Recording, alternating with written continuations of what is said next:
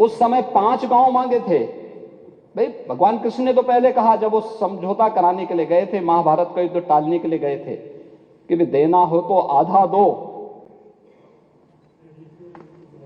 लेकिन इसमें भी यदि बाधा है तो दे दो केवल 5 ग्राम। लेकिन वो 5 गांव, लेकिन यहां तो इस समाज सैकड़ों वर्षों से यहां की आस्था केवल 3 के लिए बात कर रही है। 3 के लिए जो कहा सो किया। अयोध्या नगरी को प्रतिबंधों और कर्फ्यू के दायरे में जरूर लाया गया था पिछली सरकारों के समय।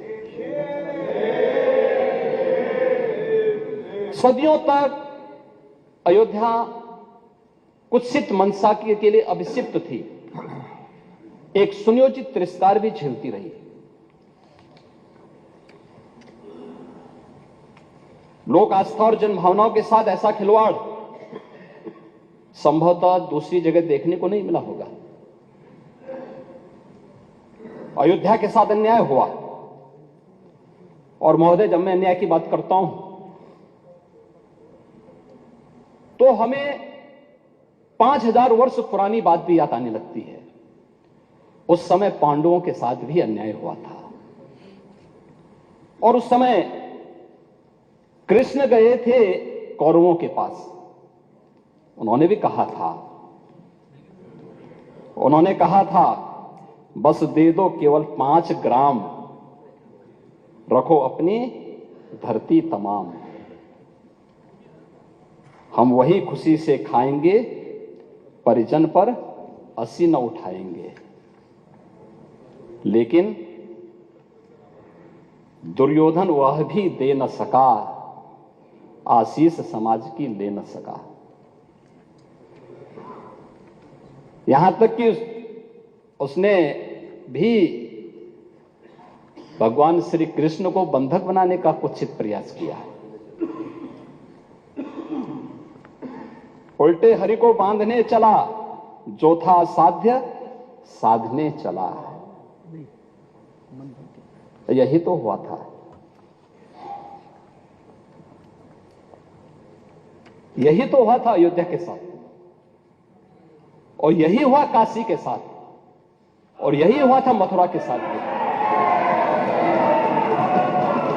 हमने यही तो कहा, उस समय 5 गांव मांगे थे।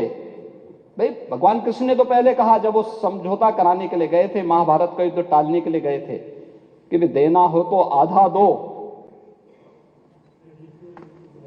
लेकिन इसमें भी यदि बाधा है तो दे दो केवल 5 ग्राम।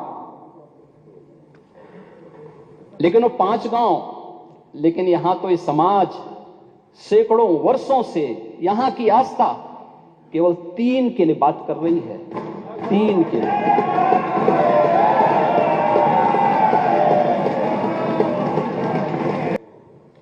वे सामान्य नहीं है, ईश्वर की अवतरण की धरती है।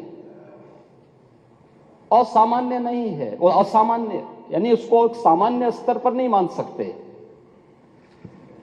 लेकिन एक जिद है, और उस जिद में जब राजनीतिक उसमें तड़का पड़ने लगता है और वोट बैंक बनाने की राजनीति होने लगती है, तो वहीं से फिर विवाद की स्थिति खड़ी होने लगती है। यानी लोक आस्था, भारत के अंदर लोक आस्था का अपमान हो, बहुसंख्यक समाज गिड़गिड़ाए, ये पहली बार देखने को मिला।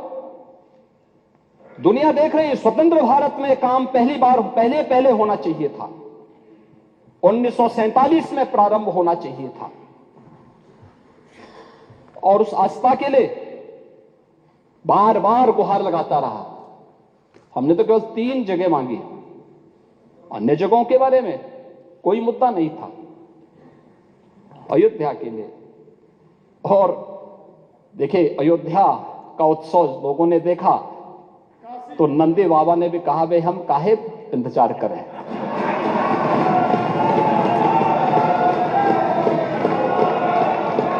उन्होंने भी इंतजार किए बगैर रात्रि में बैरिकेड तोड़वा डाले, और हमारे कृष्ण कन्हैया कहां मानने वाले हैं?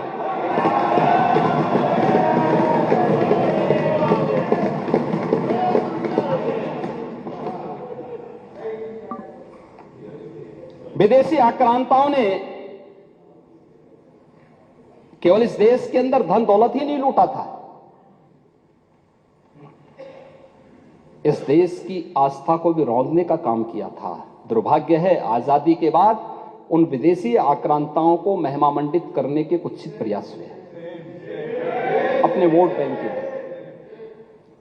सदियों की प्रतीक्षा अयोध्या में दूर हुई। आज अयोध्या में इंटरनेशनल एयरपोर्ट है। 14 से 15 फ्लाइट अयोध्या से देश के अंदर अलग अलग स्थानों पर जा रही है। ये अयोध्या में प्रारंभ हुआ है। जो अयोध्या को पहले छूना नहीं चाहते थे, आज अयोध्या इंटरनेशनल एयरपोर्ट देने वाला देश का एक प्रमुख राज्य और देश के 4 इंटरनेशनल एयरपोर्ट के साथ उत्तर प्रदेश अपने 9 एयरपोर्ट को क्रियाशील कर चुका है और 10 और को हम क्रियाशील करने जा रहे हैं।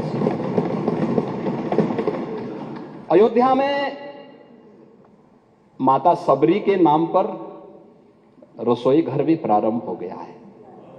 क्या माता सबरी के अनुयायी पीडीए के हिस्से हैं या नहीं है?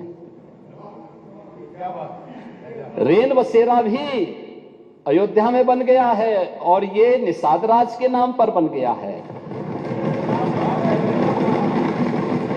क्या निषाद राज के अनुयायी पीडीए के पार्ट हैं या नहीं हैं? प्राचीन कुंडों का पुनरुद्धार हो रहा है। भरत कुंड, राम की मर्यादा, परिवार की मर्यादा, क्या परिवार की मर्यादा है? यहां तो पीडीए, हमारे डिप्टी सीएम ने कहा, पीडीए का मतलब है परिवार डेवलपमेंट अथॉरिटी।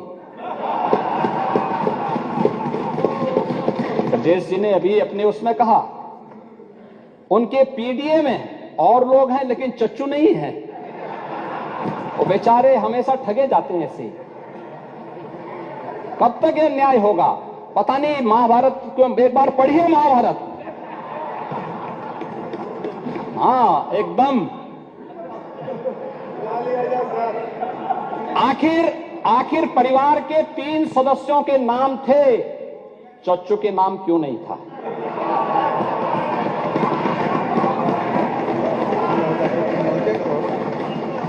अरे उनका भी नाम देते, वरिष्ठ नेता थे। बेचारा रगड़ते रगड़ते अपने को जो है पीडीए में है ही नहीं। इसीलिए कह रहे हैं ना कि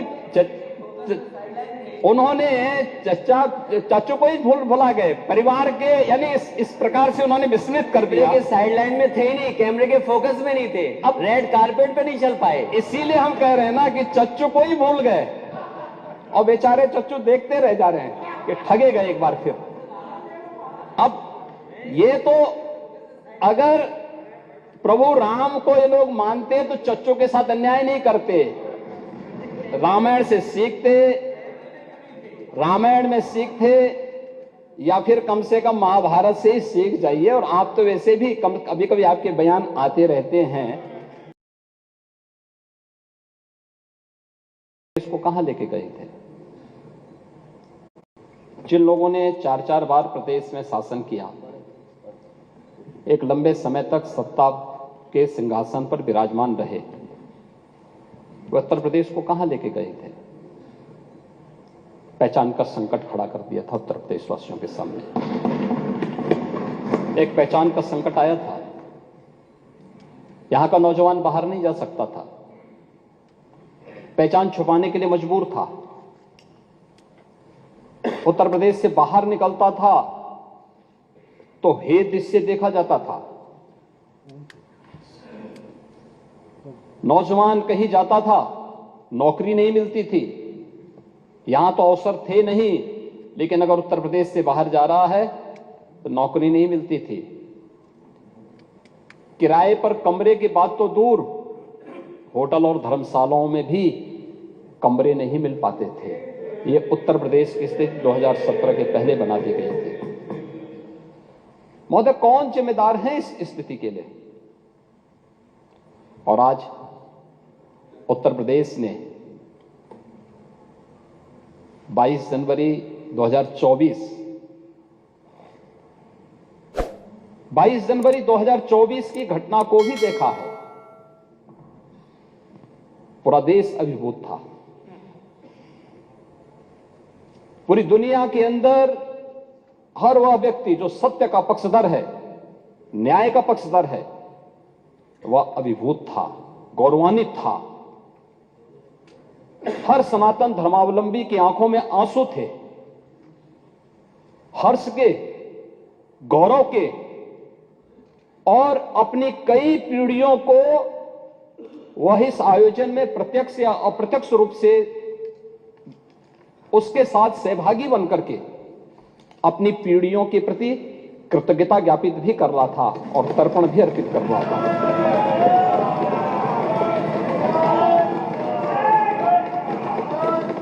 यह मेरा सौभाग्य है कि उस आयोजन में मैं प्रत्यक्ष रूप से था।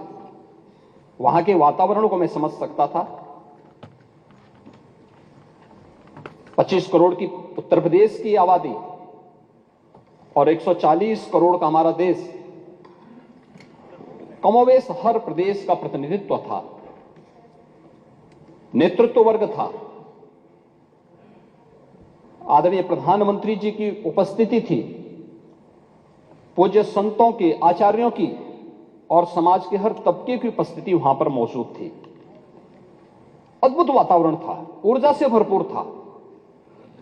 और यही उत्तर प्रदेश, जैसे उत्तर प्रदेश के नौजवानों को देख करके उत्तर प्रदेश के नागरिकों के बारे में टिप्पणी होती थी, आज उस उत्तर प्रदेश जहां कोई आना नहीं चाहता था, आज देश और दुनिया का हर व्यक्ति उत्तर प्रदेश आने के लिए तैयार बैठा कि लगभग 500 वर्षों के एक लंबे अंतराल तक चले लंबे संघर्ष, लंबी कवायद, लंबा वाद विवाद, सर्वानुमति के साथ उसका समाधान का रास्ता निकला और पूरे देश की जनभावनाओं के अनुरूप आज रामलला के भव्य मंदिर के निर्माण का मार्ग प्रशस्त न केवल हुआ है, बल्कि रामलला वहां प्रत्यक्ष रूप से विराजमान भी हुए और सबकी उपस्थिति।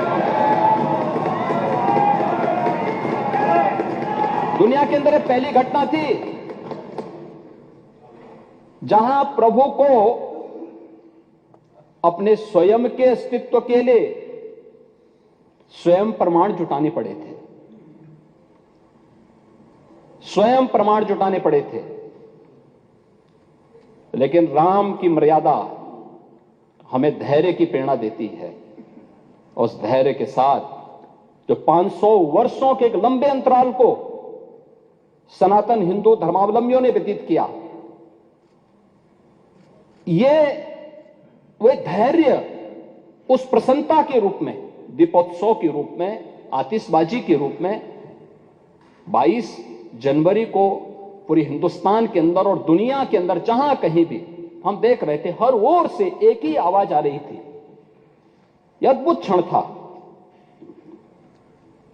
और हमें प्रसन्नता इस बात की थी, हम अंतःकरण से प्रसन्नता इस बात की थी कि प्रभु तो विराजमान हुए हैं, उनके भव्य और दिव्य प्रतिमा की प्राण प्रतिष्ठा का कार्यक्रम संपन्न हुआ है, भारत के गौरव की प्राण प्रतिष्ठा का कार्यक्रम संपन्न हुआ है। लेकिन प्रसन्नता इस बात की भी थी कि हमने वचन निभाया और मंदिर वहीं बनाया।